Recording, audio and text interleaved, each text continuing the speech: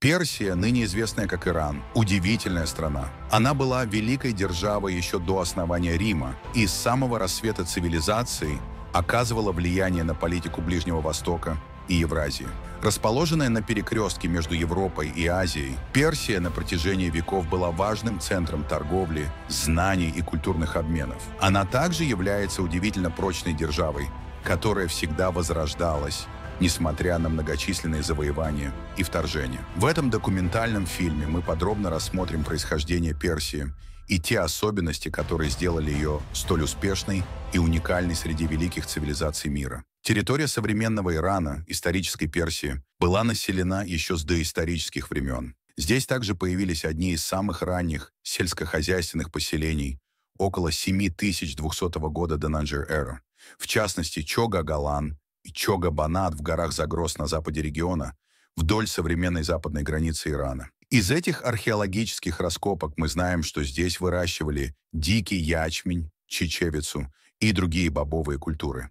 Также была найдена глиняная ваза для вина возрастом около 7000 лет, которая сейчас выставлена в Пенсильванском университете. Культура этого региона была тесно связана с Месопотамией, ныне Ираком. Один из первых городов, шумерский город Ур, распространился на восток, создав город Сузы в 4395 году до нашей эры, а может быть и раньше. Сузы стали столицей Элама, первого государства на территории будущей Персии. Сузы сохраняли свое значение как важный экономический и торговый центр вплоть до их разрушения монголами спустя 5500 лет после основания. Элам, скорее всего, не был современным государством в нашем понимании, а представлял собой коалицию различных народов и племен, живших в горах. Название Элам было дано им месопотамской цивилизацией, а сами они, вероятно, называли себя чем-то вроде Халтамти или «люди высоких земель». Эта характеристика, да, горные люди, оставалась важной чертой персов и противопоставляла их жителям равнин на западе,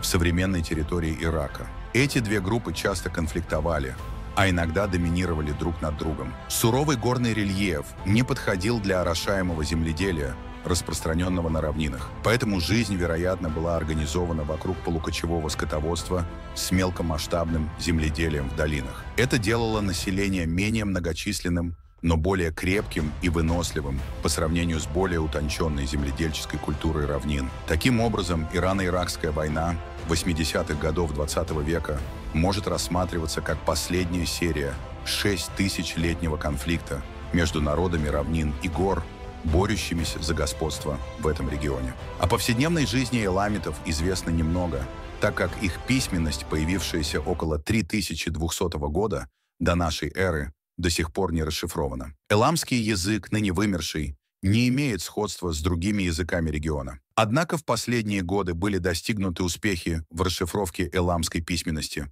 что может вскоре открыть нам больше информации об этом народе. Уникальной особенностью эламской культуры было внимание к животным в искусстве, особенно к собакам и быкам, что сильно отличало их от шумеров, аккадцев и египтян, которые предпочитали изображения людей или антропоморфных существ. Искусство Элама также указывает на политеистическую религию с сильным акцентом на природу и богиню-мать, а ритуалы проводились в священных рощах или на горных вершинах. Эта религия отличалась терпимостью к богам соседей, постепенно включая их в свой пантеон. Некоторые элементы эламской религии передались последующим верованиям Персии, особенно зороастризму, включая поклонение на возвышенных местах и олицетворение природных сил. Еще одной интересной чертой эламской культуры было высокое уважение к женщинам. На изображениях они представлены наравне с мужчинами, а королевы изображены как равные царям. Это уважение к женщинам сохранилось и в более поздних персидских обществах. В ранний период Элам часто подвергался нашествиям со стороны своих более могущественных соседей из равнин. Население равнин, благодаря развитым ирригационным системам, было более многочисленным. В действительности, Элам стал проигравшей стороной в первой задокументированной войне. В 2700 году до нашей эры шумеры вторглись в Элам и разграбили его. Сузы также попали под контроль шумеров во времена легендарного царя Саргона Аккадского. Однако ничто не вечно, и к 1100 году до нашей эры Элам стал восходящей силой в регионе. Царь Шутрук Нахунта начал серию завоеваний, подчиняя себе большинство городов вокруг Вавилона. Позже Элам оставался могущественным, но не смог установить господство в регионе из-за внутренних конфликтов между наследниками Шутрука. Царь Вавилона Навуходоносор в 1120 году до нашей эры завоевал Элам, что вновь показало, как сложно добиться долговечного успеха в этом регионе. Известно, что Элам вел торговлю со всем тогда известным миром, а не только с соседями. В Сузах были найдены многочисленные артефакты из цивилизации Инда, современный Пакистан, а также объекты из Восточного Ирана и Афганистана, что свидетельствует о существовании активной торговой сети, проходившей как по морю, так и по суше. Афганистан был одним из основных источников олова, важнейшего металла для производства бронзы, который считался самым передовым на тот момент. Нет сомнений, что Элам был вовлечен в эту торговлю и, возможно, перепродавал олово с востока месопотамцам или даже египтянам. Также Элам экспортировал камень, металл и древесину, которых не хватало на более засушливых равнинах, пересекаемых реками Тигр и Ефрат. Этот торговый путь становился все важнее и постепенно был интегрирован в Великий Шелковый путь, соединяющий Европу с Азией, а Персия стала связующим звеном между ними. Постепенно влияние Элама угасло с приходом в регион иранских или арийских народов. Это были кочевники, родом из евразийских степей, чья жизнь была схожа с образом жизни протославян, тюрок и монголов. Со временем Элам и иранцы начали смешиваться, особенно на юге страны. Этот процесс был длительным и растянулся более чем на тысячелетия, начиная с 2000 лет до нашей эры. Эламская культура продолжала существовать даже после того, как иранцы стали доминировать в регионе. Например, эламский язык долгое время использовался в качестве основного административного языка, что свидетельствует о том, что хотя иранцы правили и колонизировали территорию, юридическая и административная система оставалась в руках коренного населения Элама. Одна из этих иранских групп, медийцы, начала объединять регион под знаменем первого настоящего иранского императора – Дейока, который, по словам Геродота, правил с 727 по 675 годы до нашей эры. Для понимания, Геродот также рассказывал сильно приукрашенные истории о 300 спартанцах, сражавшихся с Персией, так что, хотя Дейок был важной фигурой, он, возможно, не был правителем всего Ирана. В любом случае, объединение медийцев во многом стало ответом на жестокие завоевания и подавление со стороны Ассирийской империи. Внук Дейока, Киаксар, объединился с вавилонянами и разрушил столицу ассирийцев Ниневию в 612 году до нашей эры. К 700 году до нашей эры эта территория была в основном населена иранскими народами, такими как медийцы, персы и парфяне. Хотя медийцы могли основать первую иранскую империю и сыграть ключевую роль в падении Ассирии, лидерство в регионе перешло к другой группе. Персы под руководством Кира Великого основали первую персидскую империю, известную также как Ахеменидская империя. Кир Великий был вассалом медийцев, поднявшим восстание в 553 году до нашей эры, а затем начал свои завоевания. К 539 году до нашей эры он захватил Вавилон. В 533 году до нашей эры он вторгся в Индию и завоевал ее западную часть. Мы мало знаем о Кире до того, как он сверг медийцев и взял под контроль весь Ближний Восток. Кажется, его восстание началось, когда медийский генерал Гарпак был отправлен атаковать Кира. Однако вместо этого Кир и Гарпак объединились против Медийской империи. Как это произошло?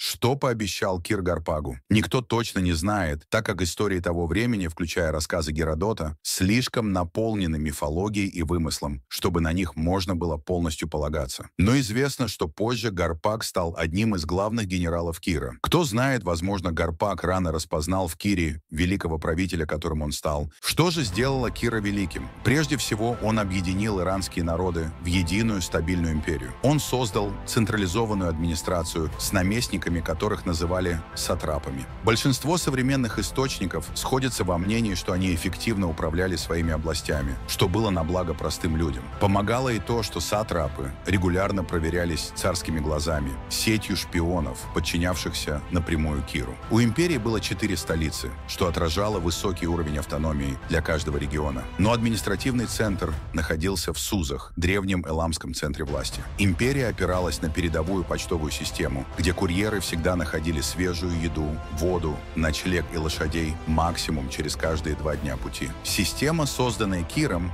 оставалась практически неизменной на протяжении следующих империй и завоевателей вплоть до мусульманских завоеваний 1500 лет спустя. Влияние Кира на юридические вопросы простирается так далеко, что Томас Джефферсон читал его биографию, написанную Ксенофонтом «Киропедия», как один из источников вдохновения при создании Декларации независимости США. Во-вторых, Кир был царем, который в 539 году до нашей эры завоевал Вавилон и позволил израильтянам покинуть город, где они находились в рабстве. Согласно еврейской Библии, эта задача была возложена на Кира самим Богом. Это сделало его единственной нееврейской фигурой, которая в Библии восхваляется как Мессия. В-третьих, Кир был известен своим уважением к культуре и религии покоренных народов. Иранцы считают его отцом, а вавилоняне называли его освободителем, что говорит о его стиле правления, отличном от прежней вавилонской элиты. В-четвертых, он основал знаменитое военное подразделение из 10 тысяч человек, известных как «Бессмертные», которое оставалось элитной силой Персидской империи до самого ее конца. В целом, среди завоевателей Кир был действительно выдающимся. Он создал крупнейшую на тот момент империю,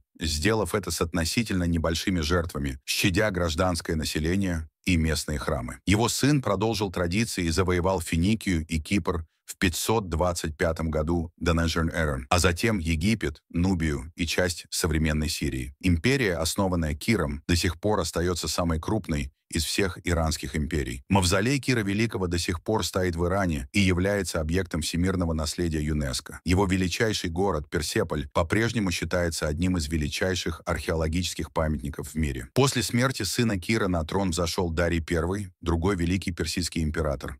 Территория, подконтрольная Дарию, распространилась вплоть до долины Инда, современного Пакистана. Однако его больше помнят за первую персидскую экспансию в Грецию в 492 году до нашей эры. Удача не была на его стороне. Часть войска не прибыла из-за флота, уничтоженного бурей, и само вторжение в Грецию оказалось для Персии относительно небольшим по масштабам. В итоге поход завершился поражением в битве при Марафоне в 490 году до нашей эры из-за неудач и недостаточного количества войск. Разгневанный неожиданной победой греков, Дарий планировал второе вторжение, но умер в 486 году до нашей эры, не успев осуществить задуманное, оставив эту задачу своему сыну Ксерксу. Управление войсками во время греческой кампании Ксеркса было средним. И к тому времени повторные персидские вторжения заставили ранее разрозненные греческие города-государства объединиться. Тем не менее, в 480 году до нашей эры он смог сжечь Афины, которые к тому моменту были эвакуированы. В битве при Саламине в том же году греки уничтожили персидский флот. Опасаясь остаться в Европе, Ксеркс отступил. В то же время ему пришлось подавить восстание в Вавилоне. Оставшиеся персидские войска на континенте были окончательно разбиты в битве при Платеях в 479 году до нашей эры. Ксеркс был убит в 465 году до нашей эры командующим царской гвардией. Персы и греки продолжили борьбу за влияние над Анатолией и греческими островами в последующие столетия. Ни одна из сторон так и не смогла окончательно одолеть другую. После Ксеркса Персия оставалась одной из величайших мировых держав еще несколько столетий. Одной из впечатляющих черт Персидской империи были ее усилия по улучшению условий в полузасушливом регионе, который получал всего 124 мм осадков в год. В частности, Дарий Великий создал Шуштарскую гидросистему. Сеть каналов, которая отводила воду из реки в город Шуштар, питала несколько мельниц, создавая искусственные каскады, и орошала почти 100 тысяч акров сельхозугодий и садов. Еще одна выдающаяся система, появившаяся до персов, но значительно расширенная ими, это киризы. Эти каналы брали воду из-под земли и доставляли ее на плодородные земли. Каналы были в основном подземными, что ограничивало испарение. Благодаря тому, что они черпали воду из водоносных горизонтов, они обеспечивали небольшой, но стабильный поток воды, не зависящий от дождей. Канаты также были защищены от повреждений во время войн и наводнений, обеспечивая чрезвычайно надежную инфраструктуру для жителей Персидской империи. Строительство канатов было сложным делом, так как канал должен был иметь уклон, чтобы вода могла течь, но не слишком крутой, иначе вода могла начать размывать канал, что привело бы к его разрушению. Они также оставляли уникальные следы на ландшафте, так как вертикальные шахты выкапывались через равные промежутки для доступа рабочих во время строительства и обслуживания. Еще одним изобретением персов был яхчал — купол из глины, где зимой складывали лед, чтобы сохранять еду холодной холодной в течение всего года. Также утверждается, что именно персы изобрели картар, предшественника современной гитары. Еще одним популярным до сегодняшнего дня развлечением является нарды, старейшая сохранившаяся настольная игра. Персы также утверждают, что именно они изобрели шахматы, хотя это оспаривают индийцы. Культура и повседневная жизнь персов включали в себя элементы множества регионов и культур. Например, рабство было относительно распространенным явлением в Вавилоне и Египте, где оно существовало задолго до прихода персов, однако похоже, что рабы составляли лишь незначительную часть общества. Рабство не играло ключевой роли, как в Греции или позднее в Риме. Персидские женщины пользовались значительной свободой по меркам древности. Они могли самостоятельно владеть землей, предприятиями и деньгами, а также свободно путешествовать. Известно, что аристократические женщины ездили верхом и занимались стрельбой из лука, занятиями, которые в других культурах, например, у греков, были доступны только мужчинам. Единственной областью, в которой женщины не участвовали, было управление страной. Еще одно изобретение, которое можно приписать персам, одна из первых монотеистических религий – зороастризм. Религия была основана Зороастром или Заратуштрой. Точная фигура Зороастра утеряна в истории, и религиозные традиции относят его к IV веку до нашей эры, хотя некоторые историки считают, что он жил раньше, возможно, в X веке до нашей эры. Зороастризм описывает мир как поле битвы между верховным богом добра и верховным богом зла. В него также входит вера в свободную волю, загробную жизнь, ангелов и демонов, а также в рай и ад. Историки религии считают, что зороастризм оказал значительное влияние на другие авраамические религии – буддизм и греческую философию. Примером может служить упоминание 3 волхвов, принесших дары младенцу Христу в Библии. Термин «маг» относится к жрецам зороастризма. В этой религии бог добра всеведущ, но не всемогущ. Зороастризм также поощрял защиту и даже частичное поклонение природе, что, вероятно, было заимствовано из более ранних анимистических и политеистических верований иранских народов и эламитов. Огонь играл важную роль в религии, и молитвы часто совершались в его присутствии, а иногда и у текущей воды. Идея закона Аша, символизировавшего истину и праведность, также считается источником вдохновения для стиля правления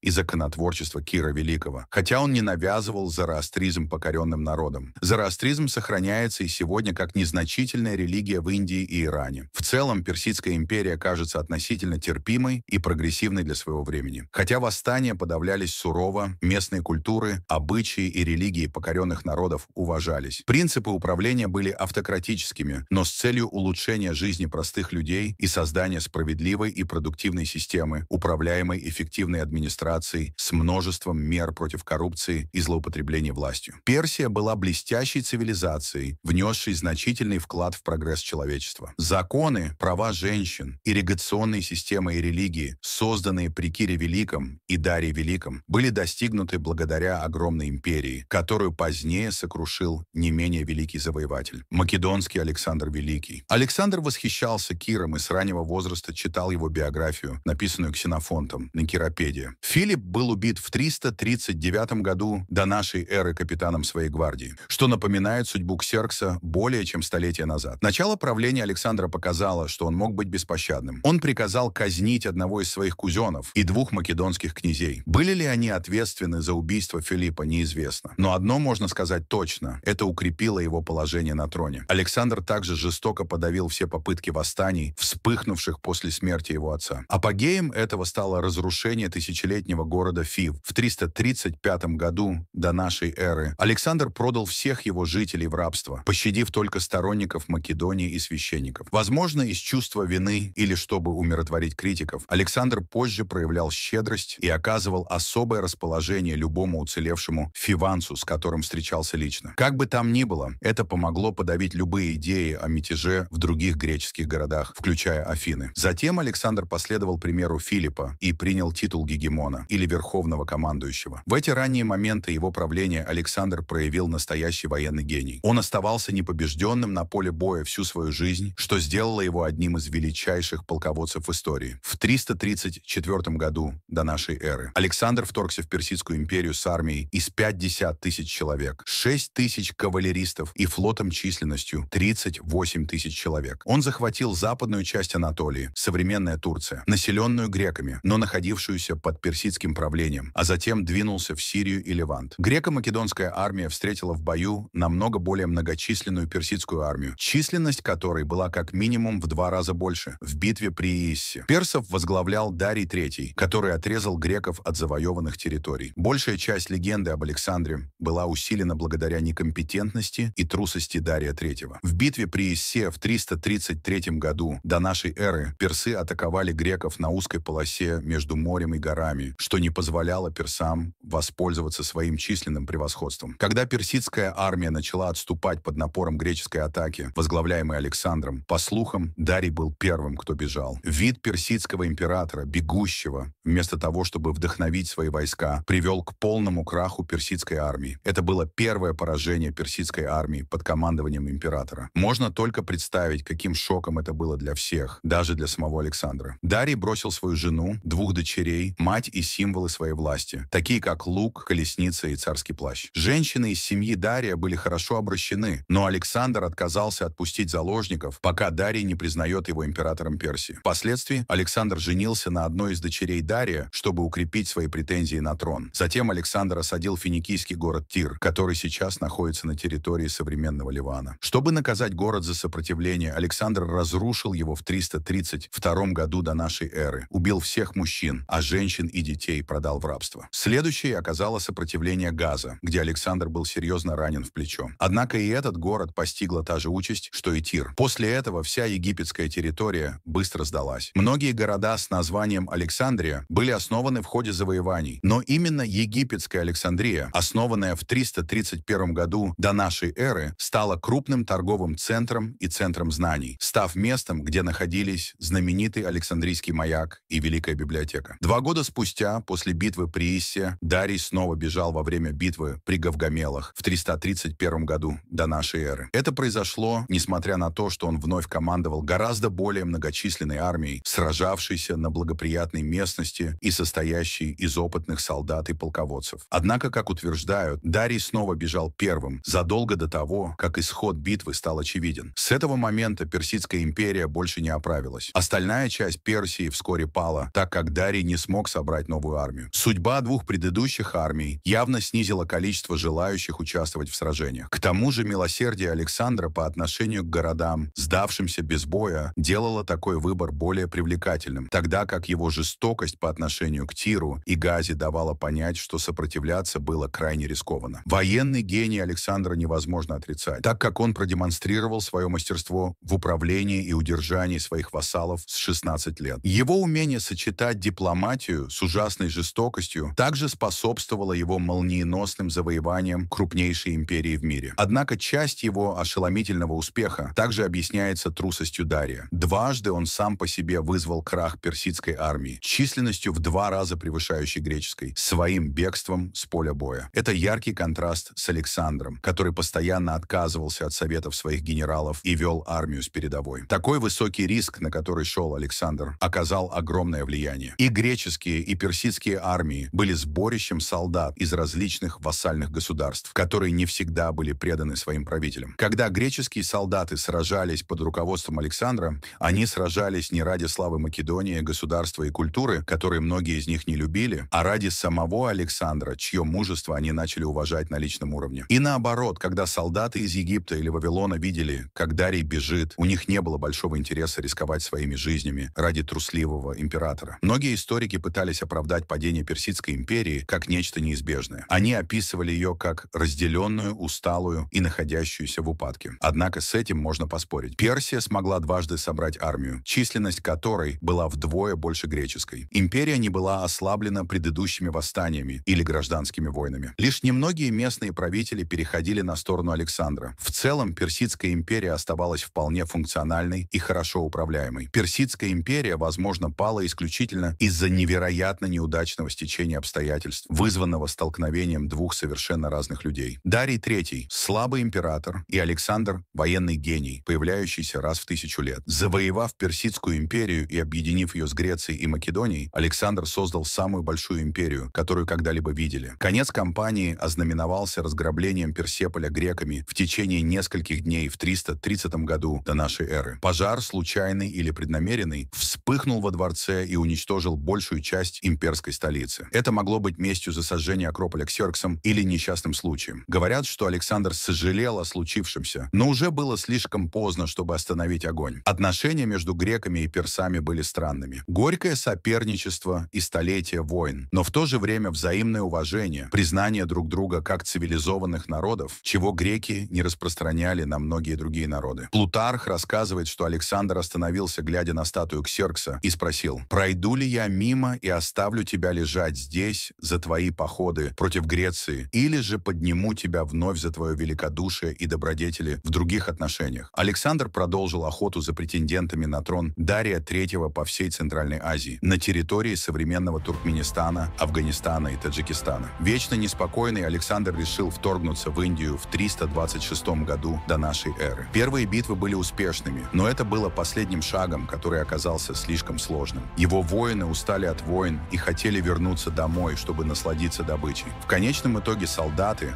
верные Александру, открыто восстали. Они продолжали подчиняться ему и защищать его, но больше не хотели завоевывать новые территории. Александр вернулся в древний эламитский город Сузы в 324 году до нашей эры. Во время кампании он начал строить свою легитимность как персидского императора в глазах своих новых подданных. Это привело к напряженности между ним и его греческими войсками. Одним из примечательных эпизодов стало то, как Александр, будучи пьяным, убил друга, который когда-то спас ему жизнь. Смертельная ссора началась с обвинений в том, что Александр поддался восточным привычкам. Еще одной проблемой стало интегрирование греческих и македонских ветеранов с персидскими офицерами. Первоначальное смешение командования помогло. Персидские войска передавались под командование греческих офицеров. И наоборот. Александр также организовал массовые браки между своими офицерами и знатными женщинами Сузы, бывшей персидской и эламитской столицей. Однако это не имело длительного эффекта. После возвращения в Персию Александр начал приводить в порядок администрацию, включая казнь нескольких сатрапов, которые оказались коррумпированными или нелояльными. Вскоре после возвращения в Персию Александр внезапно умер в 323 году до нашей эры. Вероятной причиной стала лихорадка, подхваченная в ближайшем болоте, хотя его положение и предыдущие покушения породили множество слухов о возможном отравлении. Существует десятки теорий о его смерти, но ни одна из них не является доказанной. Некоторые считают поэтичным тот факт, что человек, способный свергнуть империю и выжить в бесчисленных сражениях и ранениях, не пал от интриг, а умер от обычной и непримечательной болезни. Его похоронили в Александрии, но что случилось с его останками после 2 веков нашей эры, неизвестно. Завоевание Персии Александром имело долгосрочные последствия. Когда Александр лежал на смертном одре, его генералы спросили, кому следует передать трон. Он якобы ответил: «Сильнейшему». Это привело к расколу империи на 4 части. Македония и Греция, Фракия на западе Анатолии, собственно, Персия с Центральной Азией, Ираном, Ираком, Сирией и Ливаном, и Египет, который также управлял частью Леванта, Кипром и Южной Анатолии. Фрагменты империи Александра оставались под греческим контролем или влиянием в течение следующих 3 столетий. Этот период называется эллинистическим. Местное население на самом деле не заметило значительных изменений в своей жизни. В основном изменилась аристократия, которая стала полностью греческой или смешанной культурой греков и персов или местных традиций. Хорошим примером является династия Птолемеев. Основанная генералом Птолемеем, она правила непрерывно до римских времен, опираясь на греческих колонистов для набора войск, но также принимая местные обычаи. Последний представитель этой династии, Клеопатра, возлюбленная Юлия Цезаря, завершила правление Птолемеев своей смертью в 30 году до нашей эры. Эллинизация привела к возникновению греческой империи в Центральной Азии, греко-бактрийского царства, которое иронично стало последним выжившим королевством, напрямую и культурно связанным с завоеваниями Александра. Так далеко от Греции Персидская империя вскоре превратилась в Селевкидскую империю, названную в честь генерала Александра Селевка. Селевкиды находились в остром соперничестве с Птолемеями Египта. Им не удалось удержать территорию к западу от реки Инд и установить ее в качестве естественной границы с индийцами Маурий. Селевкиды пытались расшириться на запад, в Грецию, но были разбиты греками и их римскими союзниками. Это ослабило империю и в дальнейшем открыло ее для завоевания парфянами. Селевкидская империя оказалась неспособной удержать свои земли, и ее наиболее значительное наследие — это эллинизация региона. Этот процесс, вызванный потоками мигрантов из Греции, в конечном итоге ослабил империю, особенно в свете успешных восстаний еврейского населения. К временам Христа греческий язык стал языком науки, торговли и культуры. Первая Библия была написана на греческом языке. В Ближнем Востоке и Иране греческое влияние постепенно угасало с возвращением к иранским и зороастрийским идеям. Бактрийцы в Центральной Азии стали последним выжившим греческим королевством,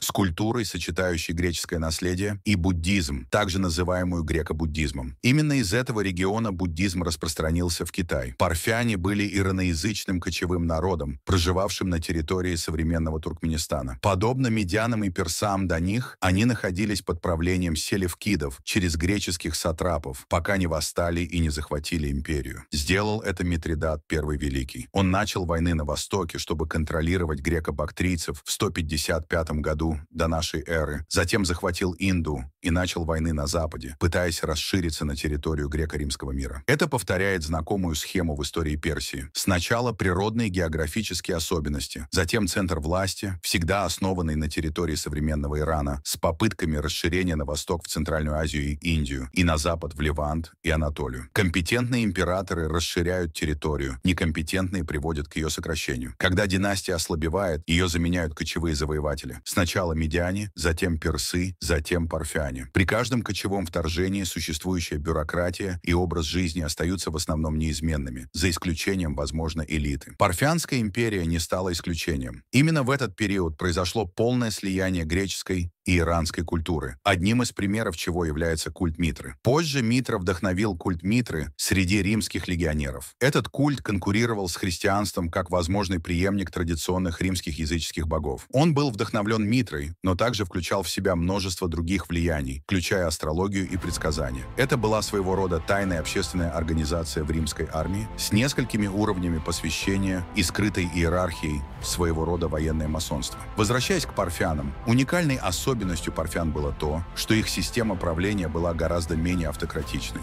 Она была аристократической в том смысле, что только элита имела право голоса в управлении страной, но аристократия могла решить сместить неспособного царя путем голосования, не доводя империю до гражданской войны. Кроме того, даже могущественные дворяне могли быть понижены в должности или арестованы королем без особых трудностей, если решение считалось справедливым. Это обеспечивало Парфии высокий уровень политической стабильности, что было преимуществом по сравнению с постоянно разделенными греками и римлянами. Испытав регулярные и разрушительные гражданские войны, Парфия была заклятым врагом Рима, постоянно блокируя его расширение на восток. Парфянские всадники-лучники стали новой основой армии Персидской империи, сохраняя традиции степи больше, чем предыдущие кочевые завоеватели. Их наиболее известной тактикой был парфянский выстрел — стрела, выпущенная назад по преследующей вражеской кавалерии. В одной особенно примечательной военной кампании парфяне стали причиной поражения и смерти Краса, третьего члена триумвирата с Цезарем и Помпеем. В 53 году до нашей эры его казнили, заставив проглотить расплавленное золото в наказание за его легендарную жадность. Сасанидская империя была последним языческим воплощением Персидской империи. Чтобы понять замену Парской империи на Сасанидскую, следует обратить внимание на происхождение основателей династии и их идеологию. Они происходили из старинной персидской дворянской семьи, из той же области, откуда происходил Кир Великий. Империя, созданная в 224 году нашей эры, вновь сосредоточила иранскую культуру в центре Персии, сделав зороастризм государственной религией. Эллинизация частично сохранилась, но была гораздо слабее в Иране, чем на окраинах империи, таких как Левант и Израиль. Другие религии терпелись, но это отличие было ключевым в различении новой Персидской империи и Римской империи, которая теперь превращалась в христианскую. Позже Сасанидская империя стала самым опасным и угрожающим соперником Восточной Римской империи, также называемой Византийской империей. В Сасанидской империи был составлен еврейский Вавилонский Талмуд, так как империя имела несколько еврейских центров обучения. В это время в Сасанидской империи возникло манихейство, основанное пророком Мани. Это была религия, заявлявшая о том, что она представляет собой окончательное откровение, синтезирующее учения Зороастра, Иисуса и Будды. В результате манихейство вызвало гнев иерархий всех основных религий того времени. Оно быстро распространялось, несмотря на подавление со стороны руководства государства Сасанидской империи, но в конечном итоге было подавлено различными правительствами на Западе, в Китае и в халифатах и полностью исчезло к XIV веку. Тем не менее, оно оказало значительное влияние на многие гностические направления христианства, такие как катары. Сасанидская империя также была гораздо более централизованной и урбанизированной по сравнению с парфянской культурой, более влияющей кочевым образом жизни. Сасанидская империя развила связи с Востоком дальше, чем предыдущая Персидская империя. С бронзового века торговля с Индией и Китаем создала процветающую торговую сеть. Шелковый путь. Название произошло от изобретения шелка китайцами в IV тысячелетии до нашей эры, и начала его торговля из Китая со времен Персидской империи. Сасанидская империя и Китай также обменивались художниками, такими как музыканты и танцоры, и сотрудничали в защите шелкового пути от постоянной угрозы кочевых грабителей из центра Евразии. Они также захватили торговлю с Индийским океаном, вытеснив римлян из этого региона. Сасанидская империя часто описывается как расцвет классической персидской культуры. Многие аспекты их философии, архитектурного стиля, литературы и инженерии впоследствии были восприняты как мусульманские иностранцами, так как сасанидский стиль распространился по всему мусульманскому миру. Они даже могли изобрести первую электрическую батарею, так называемую багдадскую батарею. Это была глиняная чаша с металлическим компонентом внутри, способная генерировать электричество, подобно батарейке ААА, но мы не знаем, для чего она использовалась. В то время как Мухаммад проповедовал ислам и объединял арабские племена, Сасанидская и Византийская империи вели многолетнюю войну истощения друг с другом. Чума, известная как чума Широ, также нанесла значительный ущерб в 627 году нашей эры. Вторжение тюркских племен снизили военные возможности Сасанидской империи. Ослабление государства из-за войн оказало особенно драматическое влияние на Сасанидскую империю. Когда сасанидский царь Хосров II был убит своим соперником, началась гражданская война, в которой до 10 человек претендовали на трон. Гражданская война длилась 4-5 лет. Когда гражданская война закончилась, арабские мусульмане атаковали и вторглись в Месопотамию. Первоначально атака была отбита, но затем, во втором нападении в 632 году нашей эры, арабы отвоевали все земли к западу от современного Ирана. В 642 году нашей эры началась новая атака, и империя пала менее чем через 10 лет. Персы восстали и атаковали арабских наместников и гарнизоны, но в конце концов их сопротивление было подавлено подкреплениями с Аравийского полуострова. Завоеватели сожгли зороастрийские священные тексты и принудили местное население к обращению в ислам. Многие бежали и стали предками современных зороастрийских общин в Индии и других частях Азии. Немусульмане должны были платить тяжелый налог джизию и могли быть порабощены. Тем не менее, ислам стал доминирующей религией в Иране только к концу Средневековья. Завоевание Персии арабскими мусульманами почти повторилось против Византийской империи в то же время. В результате образовался Рашидунский халифат, который контролировал весь Ближний Восток, включая Иран, Египет, Ливию, Сирию и Месопотамию, а также части Центральной Азии. Отношения между Персией и исламом сложны. С одной стороны, ислам был навязан персам, которые сопротивлялись массовому обращению в течение веков. С другой стороны, персидская культура оказала значительное влияние на сам ислам. Это особенно верно для той ветви ислама, которая распространилась в Азии, включая турок, которые в дальнейшем создали могучую Османскую империю. Можно сказать, что ислам изменил Персию, но не уничтожил уникальность персидской цивилизации. Это не больше, чем предыдущие завоевания иранцев, греков и парфян разрушили персидскую культуру. Халифат, который пришел на смену Рашидунскому, был умайядским халифатом. Хотя это был в первую очередь арабский халифат, он также включал множество элементов персидской культуры и черпал богатство и рабочую силу из Персии и Месопотамии. Он также перенял персидское управление и придворный протокол. На пике своего могущества в 750 году нашей эры уммайядский халифат простирался от Центральной Азии до Пиренейских гор на севере современной Испании. Однако халифат, находившийся в состоянии крайнего перенапряжения, вскоре начал распадаться на более управляемые меньшие империи. Это также было частично связано с разногласиями о том, кто должен наследовать Мухаммеда. Из-за религиозной природы империи разногласия в наследовании трансформировались в религиозный раскол. Шииты считают, что Мухаммед назначил своим преемником Али, своего двоюродного брата. Сунниты же полагают, что он этого не сделал, и что правомочным преемником был назначенный советом старейшин мусульман Абу Бакр. Это породило ожесточенное соперничество, которое сохраняется до сих пор. Со временем различия в политическом наследовании привели к различиям в теологии и культуре. Шиитский ислам первоначально был наиболее преобладающим в Египте и Северной Африке. Сегодня Иран считается центром шиитского мира, часто противопоставляющимся остальному мусульманскому миру, где преобладают сунниты. Умайядский халифат был заменен аббасидским халифатом.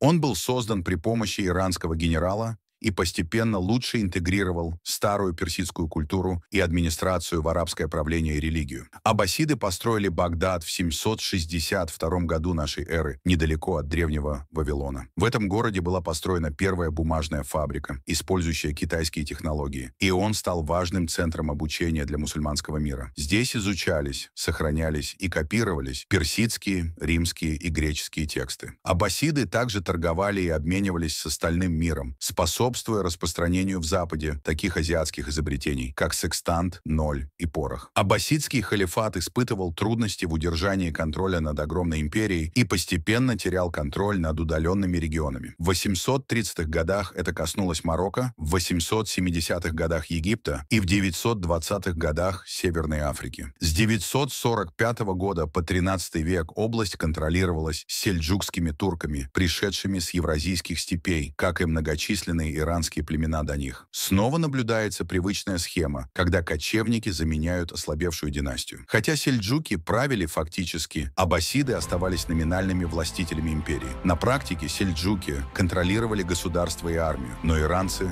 занимались административными вопросами. Аббасидский халифат обычно считается основным двигателем исламского золотого века. Это был период научного развития, основанный на предыдущих знаниях египтян, персов, греков и римлян, а также на обмене идеями со всеми культурами Евразии, от Западной Европы до Индии и Китая. Это привело к значительному прогрессу в различных областях, таких как медицина, философия, астрономия, химия, геометрия, физика, особенно оптика и математический анализ с изобретением алгебры. Большая часть достижений этого времени была также связана с работой меньшинств, таких как зороастрийцы, христиане и евреи. Исключенные из политической власти, они могли использовать свои таланты в качестве врачей, ученых и инженеров. Аббасиды также способствовали созданию известной мусульманской литературы, такой как «Тысяча и одна ночь». Вероятно, первоначально перевод персидских текстов с индийскими корнями. Позднее к ним добавилось арабское, персидское, месопотамское и египетское фольклорное содержание, включая таких культовых персонажей, как Аладдин, Синдбад и Али-Баба. Как уже упоминалось, правление сельджуков не нарушило повседневного функционирования аббасидского халифата. Часто повторяющаяся схема с кочевыми народами, заменяющими упадочную династию, была прервана монгольскими нашествиями. Эти нашествия отличались масштабом и жестокостью. Монгольские завоеватели опустошили и уничтожили большинство завоеванных земель, кульминируя с разрушением Багдада в 1258 году. Множество других городов было сожжено до основания, а их жители уничтожены. Разрушение Багдада, интеллектуального центра мусульманского халифата, считается концом исламского золотого века. Значительное количество библиотек и других интеллектуальных работ, а также мечетей было сожжено. Еще одной отличительной чертой монгольского вторжения стало массовое разрушение канатов, сложных ирригационных систем, без которых многие города и сельскохозяйственные земли стали непригодными для жизни. Персия немного восстановилась под властью монгольского ильханата, который восстановил торговлю и частично восстановил ирригационные инфраструктуры. Во время оккупации большинство монголов приняло ислам, предпочитая суфизм, направление в исламе, склонное к эзотеризму и мистицизму. Суфизм хорошо сочетался с анимистическими и буддийскими верованиями монголов. Когда Персия начала восстанавливаться, два события нарушили ее стабильность. Первое – это эпидемия чумы, которая достигла Ирана в 1349 году и унесла жизни 30% населения. Второе – вторжение Тимура Тамерлана в 1381 году. Тимур был последним великим кочевым завоевателем и одним из самых жестоких завоевателей в истории. Его прозвище произошло от травм ноги и двух отсутствующих пальцев, полученных от стрел в молодости. Его тактика была проста – требовать безусловной капитуляции. Если ее не было, он убивал или порабощал всех на своем пути, включая стариков, женщин и детей. Его кампании могли унести до 17 миллионов жизней. Колоссальное число, равное 5% от мирового населения того времени. времени. Многие считали его предвестником апокалипсиса или всадником войны. Парадоксально, но при всей его геноцидной политике Тимур был также большим покровителем искусств, особенно архитектуры и поэзии. Основанная на убийствах и насилии, Тимуридская империя просуществовала менее века после завоеваний Тимура. Персия частично управлялась другими кочевыми племенами впоследствии. С 1452 года черные овцы туркменов Каракоюнлу сменили белые овцы туркменов Аккоюнлу в 1467 году. Разрушение и хаос, принесенные последовательными монгольскими нашествиями, возможно, впервые за многие тысячелетия надолго разрушили единство Персии, включая ее иранское сердце. Политический беспорядок дал место религиозным движениям, которые начали восстанавливаться. Самыми влиятельными из них были шиитские, и доминирование шиитского ислама в Иране восходит к этому периоду. Шах Исмаил был религиозным лидером и аристократом смешанного происхождения. Его предки были туркменами, курдами, греками и грузинами. Это делало его идеальным правителем для земли, которая была завоевана и ассимилировала множество различных культур в свой уникальный шаблон. Он быстро интегрировал многие суфийские ордена в шиитский ислам, что навсегда усилило теологические различия между иранским шиизмом и арабским суннизмом. С 1501 по 1511 год Шах Исмаил восстановил Персидскую империю с известными границами, включая Иран, Кавказ, Туркменистан, часть Афганистана и некоторый контроль над Месопотамией. Основной противник для Сефевидской империи был ее мощный западный сосед – Османская империя. Пока Иран был завоеван Тимуром и другими кочевыми племенами, турки создали мощную империю в Анатолии, которая достигла столетней цели мусульманской империи – завоевания Константинополя. Османы также контролировали Балканы, Грецию, Левант и Египет. На пике своего могущества они распространились в Северную Африку и Украину и дважды осаждали Вену. Османы, Сефевиды и Могольская империя вместе образовали так называемые исламские огнестрельные империи. Их расширение и армии сильно основывались на раннем освоении пороха, что сделало их стабильными, богатыми, инновационными и экспансионистскими империями. Сефевидская империя была меритократическим обществом, где люди могли наследовать положение от отца только в том случае, если они доказали свое достоинство. Сефевиды поддерживали относительно дружеские отношения с моголами, так как они были разделены суровыми горами Афганистана и Пакистана. Напротив, сефевиды и османы регулярно сталкивались за контроль над Месопотамией, Кавказом и Восточной Анатолией. Это соперничество с османами способствовало дружеским отношениям с европейскими державами. Сефевиды под руководством шаха Аббаса I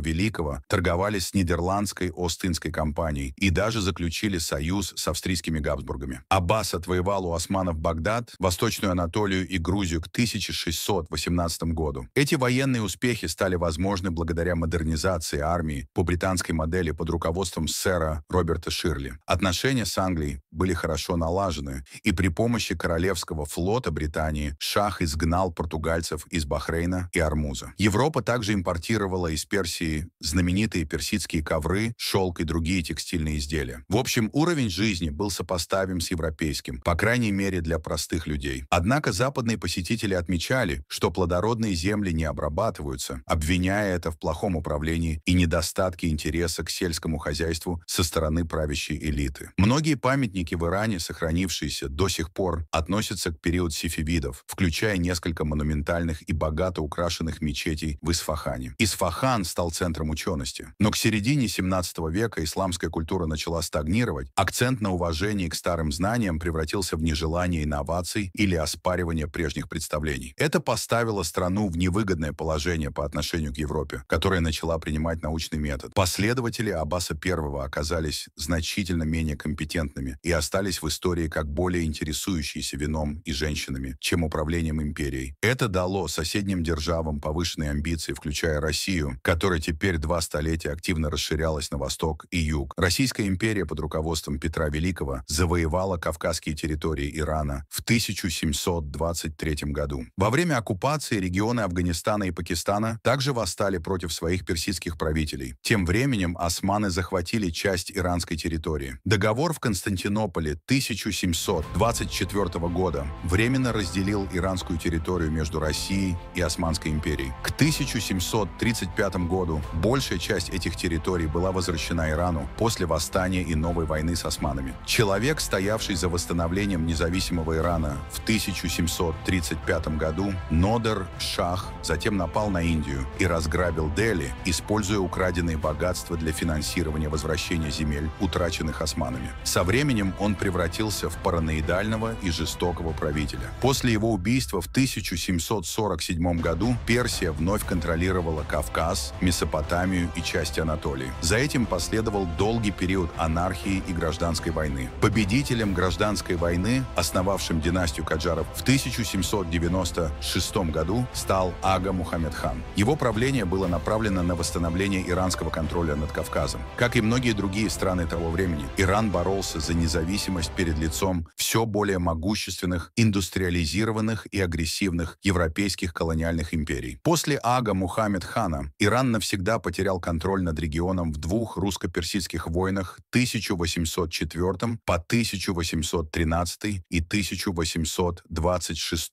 по 1828 годов. Это произошло несмотря на то, что Россия в то же время вела разрушительную войну против Наполеона. Многие мусульмане Кавказа отказались жить под православным российским правлением и мигрировали в Иран. Позже правящая элита фактически продала страну под иностранное влияние, особенно играя Россию и Англию друг против друга. Англия, колониальный правитель Индии, все более вступала в столкновение с Россией из-за раздела Центральной Азии и Персии. Несколько революций с 1905 по 1911 год ослабили власть шаха и усилили требования к демократизации. Это превратило старую аристократическую Персию в современное иранское государство, но также оставило страну открытой для иностранного влияния. В 1907 году Англо-Русская конвенция разделила Иран на две сферы влияния. Явное пренебрежение мнением местных жителей иллюстрирует потерю автономии Персии к тому времени. Иностранные державы контролировали различные фракции, борющиеся за контроль над страной. Открытие нефти в 1908 году способствовало росту коррупции и мало помогло в модернизации и развитии страны. В 1921 году Великобритания боролась с Советским Союзом за контроль над Ираном и его стратегически важными нефтяными запасами. Для Советов доступ к Индийскому океану и возможность угрожать английским колониям на Ближнем Востоке и в Индии были стратегически важны. При поддержке британцев Реза хан пришел к власти и установил династию Пахлави, которая правила до революции 1979 года. Реза хан установил авторитарное, националистическое и милитаристское правительство с доктриной секуляризма и антикоммунизма. Тем не менее, страна быстро модернизировалась. Авторитарный характер режима также способствовал коррупции и репрессиям. Секуляризм режима шаха вызывал недовольство у глубоко верующего мусульманского населения. Попытки вестернизации, включая изменения в стиле одежды, освобождение женщин и множество социоэкономических реформ, также были плохо приняты. Во время Второй мировой войны иранское правительство первоначально пыталось поддержать Германию. В ответ советские и английские войска вторглись в страну. Иран стал важным транспортным маршрутом для поставок американского военного оборудования в Советский Союз по ленд-лизу. Послевоенный период был отмечен нестабильностью из-за нерешенного вопроса о отношениях с западными державами. Новый шах Мохаммед Реза сначала правил так, как могло бы предвещать превращение страны в конституционную монархию, аналогичную Великобритании или современной Испании. Отношения между шахом и демократически избранным премьер-министром Мохаммедом Моссаддехом ухудшились, когда премьер-министр национализировал британскую нефтяную промышленность. Моссаддех был свергнут в 1952 году, но восстановлен под давлением общественности. В 1953 году он был окончательно удален с поста в результате организованного США и Великобритании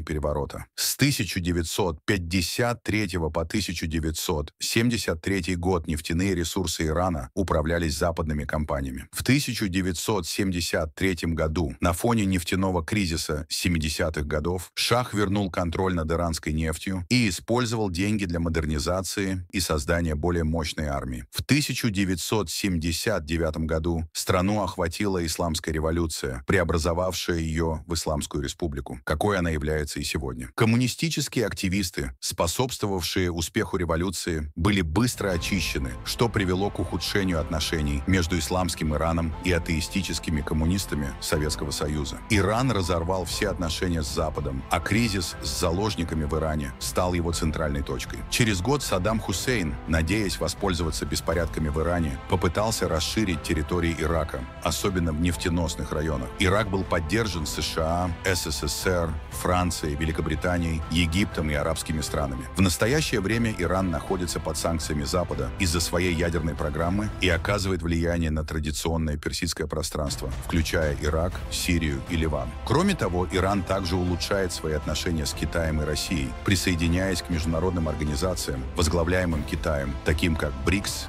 и Шанхайская организация сотрудничества. Современная Персидская империя известна как одна из самых доминирующих и мощных империй в истории. За тысячи лет персы внесли множество значительных вкладов в мир, от промышленности до культуры.